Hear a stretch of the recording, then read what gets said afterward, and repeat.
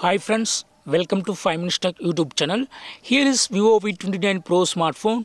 In this video, you will learn how to enable or disable high production in your phone Vivo V29 Pro.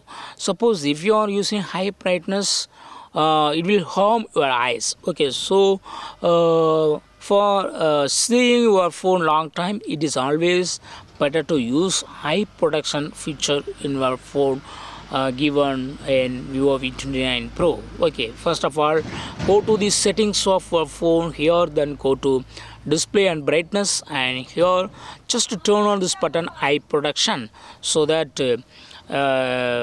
brightness colors will be adjusted automatically, and now you can use your phone longer time, so your eye will be free from any harm. Okay, so if you are using your phone long time, it is always better to use high production so that you can protect your eyes from any other damages by using this phone. Okay,